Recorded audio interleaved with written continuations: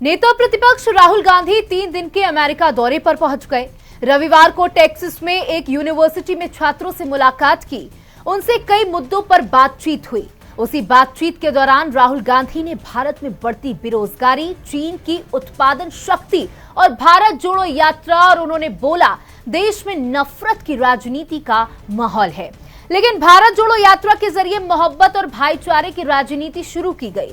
भारत जोड़ो यात्रा को लेकर कांग्रेस नेता ने यह भी बताया कि देश को देखना का उनका नजरिया पूरी तरीके से बदल चुका है।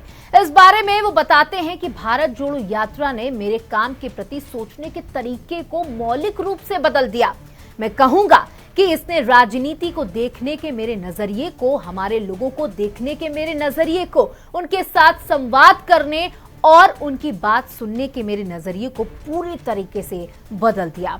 इस यात्रा में सिर्फ मैं ही नहीं, कई लोग शामिल थे। इसके बाद राहुल गांधी ने चीन को लेकर जो बोला, उससे देश में बवाल मचा हुआ है।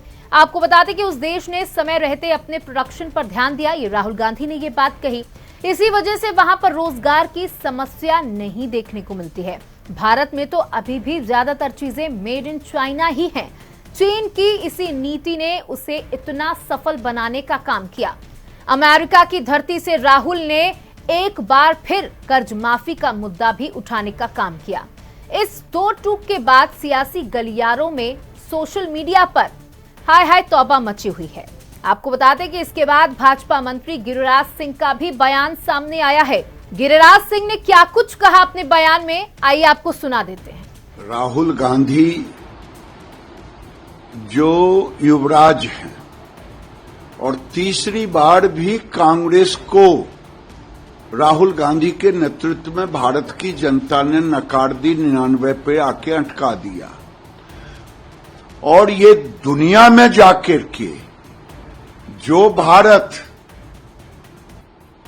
आज मेक इन इंडिया के रूप में, जो भारत इनके कार्यकाल में डिफेंस इंपोर्ट होता था वो एक्सपोर्ट कर रहा है, वो भारत जो देश में 19 लाख करोड़ का इंपोर्ट था वो आज 80 लाख करोड़ पे पहुंच गया। वो भारत की तारीफ करने के बजाय बाहर में जाकर के, इंडिया के बाहर, भारत के बाहर जाकर भारत को गाली देना, ये तो लगता है चाइना की तारीफ करना, दुश्मन देश की तारीफ करना। ये लगता है चाइना के पैसे पर पलते हैं और चाइना की ही बात ब्रांडिंग करने के लिए ये बाहर में जाके चाइना का ब्रांडिंग कर रहे हैं। इन पर तो ऐसे लोगों को, अगर कानून भारत में नहीं होता, अगर मोदी जी संविधान की रक्षा नहीं करते, तो ऐसे लोगों को देशद्रोह का मुकदमा चलाना चाहिए, जो भारत की निंदा भारत के बाहर जाके करे, भारत को बदनाम करे और दुश्मन देशों की तारीफ। तो आपकी इस खबर पर क्या राय है, कमेंट करके जरूर बताएं और देखते रहें हिंदी खबर डिजिटल।